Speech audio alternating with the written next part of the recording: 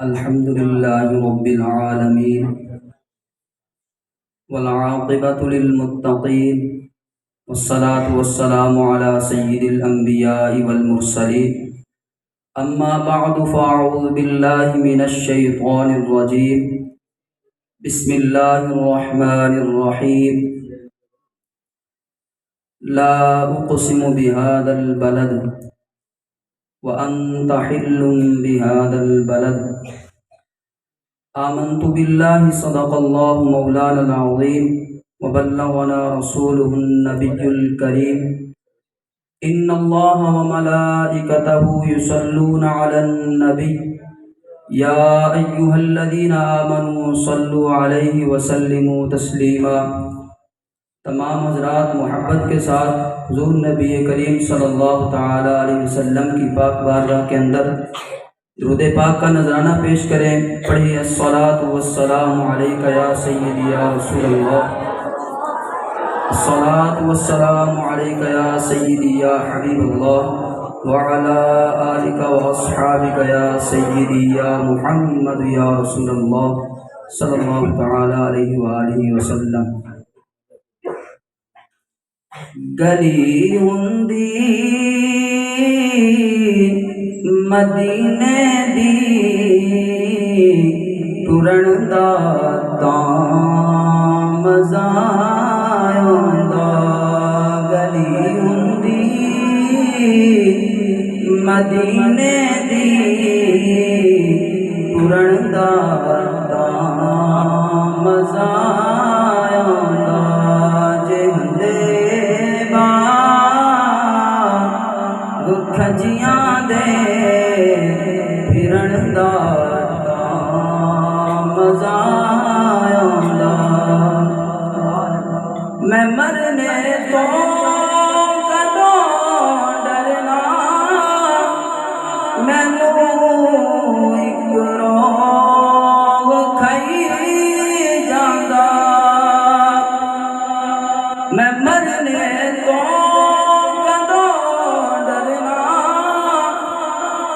مینوں اک روگ کھائی جاندا، قبر بندی مدینے وچ مرن دا مزہ آندا، قبر بندی مدینے وچ مرن دا مزہ آندا۔ میرے محترم، میرا آج کا موضوع ہے بزرگان دین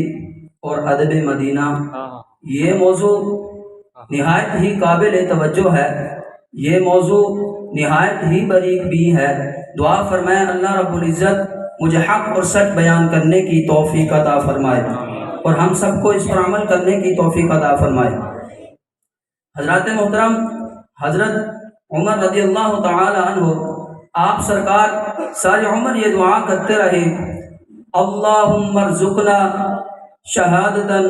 فی سبیلک وفات فی بلد رسولک، اے اللہ مجھے اپنے راستے میں شہادت کی موت عطا کر اور رسول کریم صلی اللہ تعالی علیہ وسلم کے شہر مدینہ میں مجھے مرنا نصیب کر۔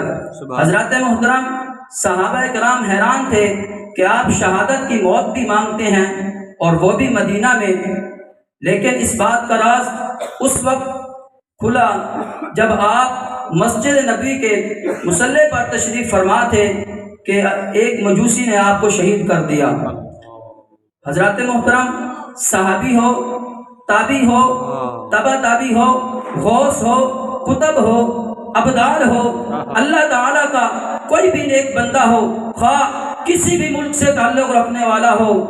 مسلمان، تو وہ یہ خواہش کرتا ہے کہ میرا جینا بھی مدینہ شریف میں ہو اور میرا مرنا بھی مدینہ شریف میں ہو، کیونکہ مدینہ ایسی جگہ ہے جہاں بے سہاروں کو سہارا ملتا ہے، جہاں بے چاروں کو چارہ ملتا ہے، جہاں محمد صلی اللہ تعالی علیہ وآلہ وسلم اللہ کا محبوب پیارا ملتا ہے۔ سبحان اللہ، واہ واہ واہ۔ کیا کسی شاعر نے خوب کہا کہ رحمت دا مہینہ یارو، کوئی رحمت دا مہینہ لوکاں دیاں لکھ ٹھارا ساڈی تھار مدینہ لوکاں دیاں لکھ ٹھارا ساڈی تھار مدینہ حضرات محترم، حضرت امام احمد بن حنبل رحمۃ اللہ تعالی علیہ جب آپ مدینہ شریف کی طرف جا رہے ہیں تو مدینہ شریف کی خاک کے زروں کو اٹھا کر چومتے ہیں، آنکھوں پر لگاتے ہیں اور ساتھ یہ فرماتے ہیں کہ مجھے ان خاک کے زروں سے حضور علیہ السلام کے قدموں کی خوشبو آ رہی ہے۔ حضرات محترم، حضرت امام مالک رحمۃ اللہ تعالی علیہ آپ نے ساری عمر مدینہ شریف میں گزاری، بس ایک مرتبہ فرضی حج کے لیے مکہ المکرمہ گئے۔ آپ مدینہ شریف میں رہ کر 2 گھونٹ پانی پیتے اور معمولی سی خوراک کھاتے تھے۔ آپ مدینہ پاک کا بڑا ہی ادب و احترام کیا کرتے تھے۔ پخانا اور پیشاب کرنے کے لیے بھی مدینہ سے باہر جاتے۔ آپ اس ڈر سے تھوڑا کھانا کھاتے تھے کہ کہیں ایسا نہ ہو کہ میں مدینہ سے باہر جاؤں اور مجھے موت نہ آ جائے۔ آپ جب مدینہ کی گلیوں میں چلتے تو جوتے اتار کر دیواروں کے ساتھ ساتھ چلتے کہ کہیں ایسی جگہ میرا پاؤں نہ آ جائے جہاں سرکار دو عالم صلی اللہ تعالی علیہ وسلم کے قدم لگے ہوں۔ آپ دیواروں کو بوسے دیتے تھے اس لیے کہ ان پر میرے آقا صلی اللہ تعالی علیہ وسلم کی نظر پڑی ہوگی۔ سبحان اللہ۔ شاعر نے کیا خوب کہا، جس شہر کے کانٹوں میں پھولوں کا کرینہ ہے، جس شہر کے کانٹوں میں پھولوں کا کرینہ ہے، وہ شہر مدینہ ہے، وہ شہر مدینہ ہے۔ حضرات محترم، غالب نے تو کسی کے عشق میں یوں کہا تھا، پھر کے گلی گلی تباہ ٹھوکریں سب کی کھائیں کیوں، دل کو جو عقل دے خدا تو تیری گلی میں آئیں کیوں، کہا تیری گلی میں آئیں کیوں۔ مگر اعلیٰ حضرت مجدد دین و ملت الشاہ امام احمد رضا خان رحمت اللہ تعالی علیہ آپ جب مدینہ شریف پہنچے، مدینہ کی خاک کے زروں کے بوسے لے کر عرض کرتے ہیں، یا رسول اللہ صلی اللہ تعالی علیہ وآلہ وسلم، پھر کے گلی گلی تباہ ٹھوکریں سب کی کھائیں کیوں، دل کو جو عقل دے خدا تو تیری گلی سے جائیں کیوں۔ سبحان اللہ۔ غالب نے تو یوں کہا کہ تیری گلی میں آئیں کیوں، کیونکہ غالب کا محبوب بے وفا اور صرف اسی کا محبوب ہے، مگر اعلیٰ حضرت کا محبوب وہ ہے جو خدا کا بھی محبوب ہے اور ساری خدائی کا بھی محبوب ہے۔ سبحان اللہ۔ حضرات محترم، حضرت پیر محمد قمر الدین سیالی رحمت اللہ تعالی علیہ آپ نے اپنے مرید، اپنے خلیفہ حضرت مرولی رحمت اللہ تعالی علیہ کو ایک کفن کا کپڑا دیا اور فرمایا، جا کر مدینہ کی گلی میں بچھا دینا تاکہ اس پر سے مدینے کے کسی کتے کا گزر ہو جائے اور میری بگڑی مان جائے۔ چنانچہ آپ رحمت اللہ تعالی علیہ